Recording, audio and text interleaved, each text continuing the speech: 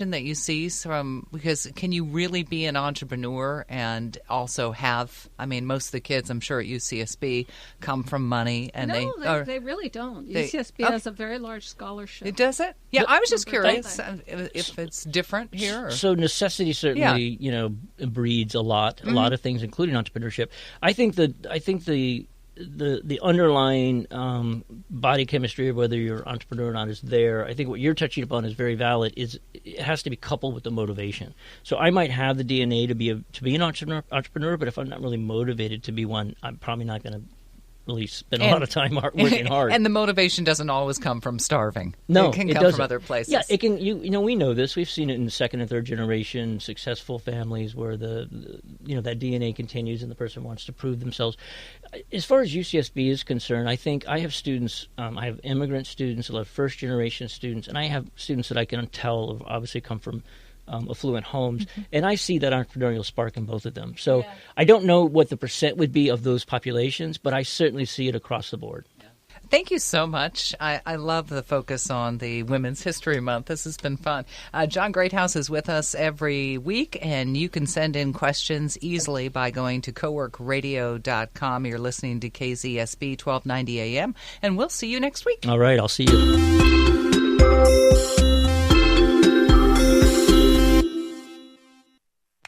The Central Coast may seem laid back, but when it's time to work, no one works harder, including the bank that's grown up here. Montecito Bank and Trust offers customized lending and banking for all businesses, big and small. It's harder than offering one-size-fits-all solutions, but it's the right thing to do.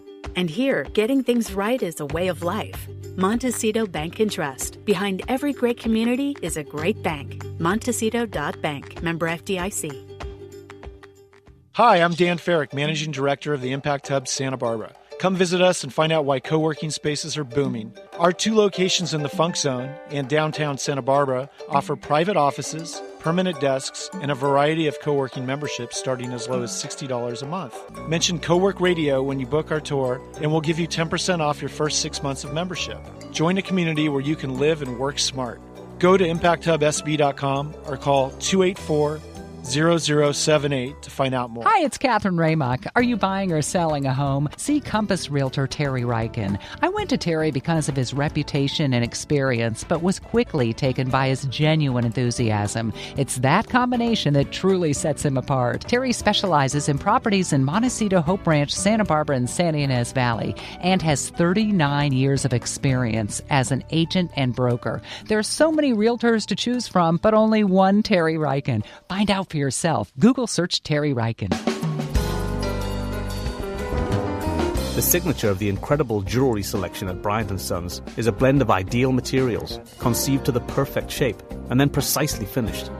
And throughout this process, the highest possible quality must be ensured, so that in the end, a work of art is created that stands for unmatched elegance.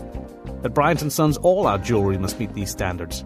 We source the finest designs from around the world and create our own as well, so that you will have an unparalleled selection of art created from platinum, gold, and precious gemstones. When you choose jewelry that is not only worn with pleasure, but also admired for its exceptional qualities, it's from Bryant & Sons. If you're considering acquiring a distinguished piece of jewelry as a gift or for yourself, visit us at Bryant & Sons and let us show you how remarkable materials and exquisite design combine to create a timeless keepsake. Bryant & Sons, California's premier jeweler. 812 State Street in downtown Santa Barbara and the Upper Village in Montecito.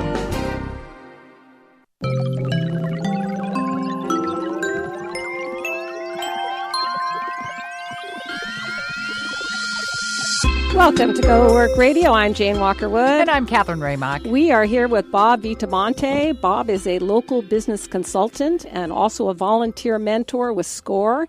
That's the SBA resource dedicated to helping small businesses through free mentoring, workshops, and online tools. Bob is also SCORE's past Santa Barbara chapter chairman, and he's very familiar with local business landscape and practices, so he has some solid advice to share with you all today. Now, reading your resume, Bob, how are you doing?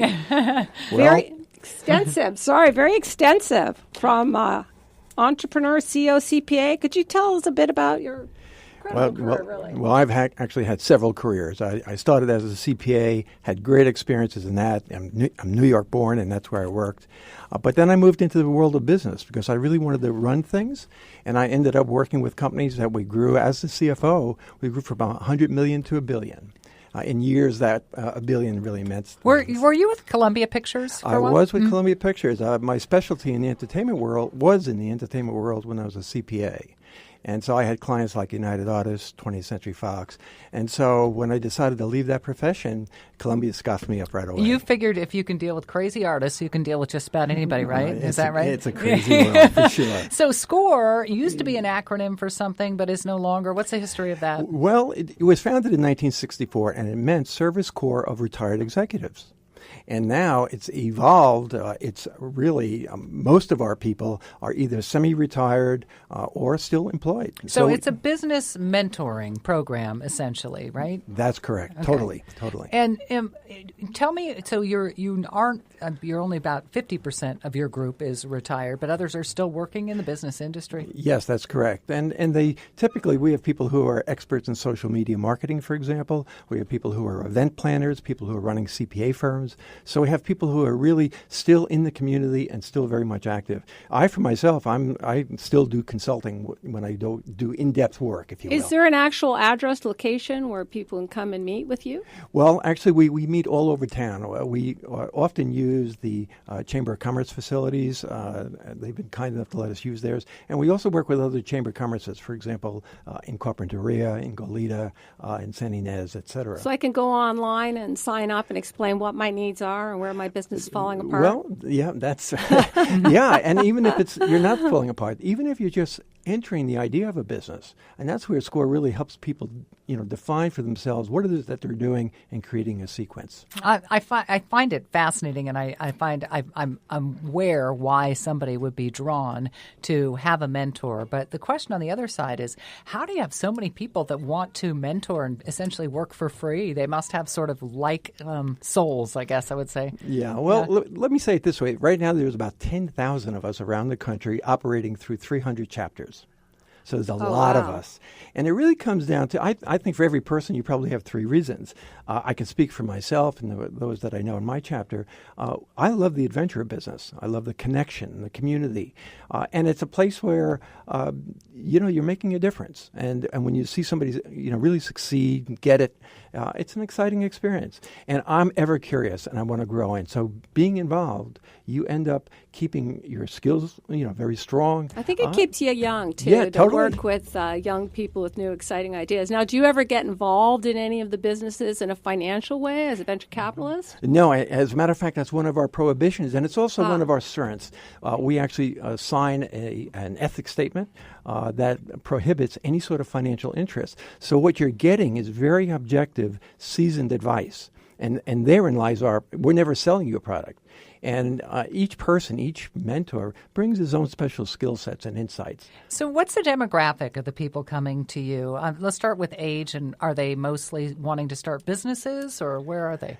Well, it really runs the gamut. And when you say age, it's generally, I would say, average is probably 30 to 50.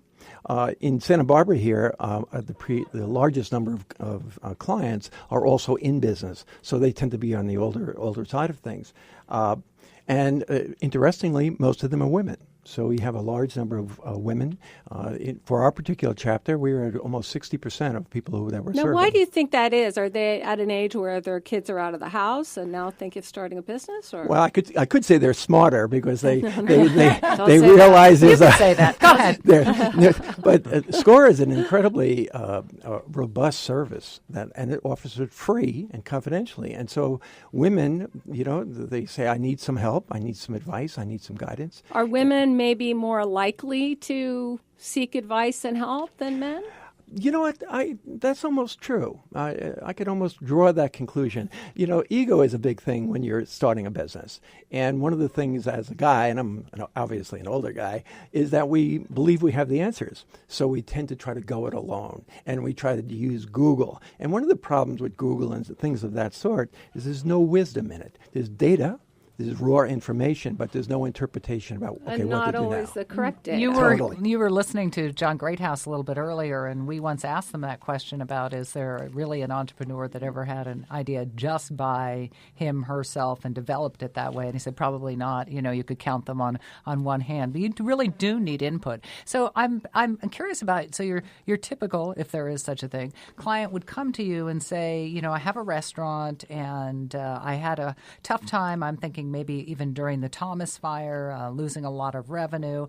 What do? They sit down with you? Do you bring in multiple people? And have you had a lot of people that have talked to you since the fire and floods? This almost sounds like a plant, because one of my newest clients is a restaurant. Oh, is that right? Who has to remain nameless because it's confidential.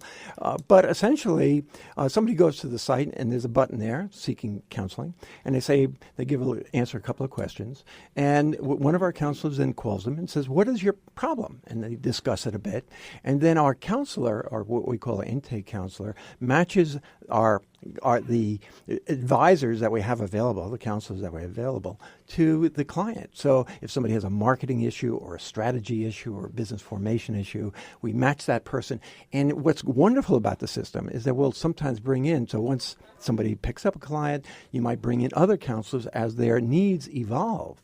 And so there's continuity, and we also use systems to capture certain information. So once somebody is a SCORE client, they're always a client. And so somebody can look into what their problems have been and quickly get acclimated to what their challenges are. Now, a lot of business in Santa Barbara, and especially Montecito, are really suffering since the fires and floods. I know Blanca Boutique just went closed last week, or is closing. And meanwhile, I read that City of Santa Barbara has given a huge discount to the restaurant taking over the Elephant Bar, like 20% off. Now, if I have a business and need a reduction on my rent, how do I get my landlord to understand? Well, that's a great point, because we did an outreach to our clients, for example, after the fires and mudslides. And one of the things is you have to negotiate. So when we're speaking with a client, we'll say, well, let's look at your costs. And we'll say, let's talk to so-and-so, so-and-so, and so-and-so. And so we in effect, create a sense of here's direction. And when people feel they have a sense of direction, their confidence level goes up and they're more enthusiastic. So relative to rent, it's like we would immediately say, why don't you call your landlord and see if you can work out some sort of deal? So that would have been one of the first things you looked at. The next thing you look at, for most companies, is their staff. How do you deal with your staff? How do you keep them? For some businesses, there's a careful balance you need to have between what your productivity is with people, et cetera, and what your market is, what you're able to sell.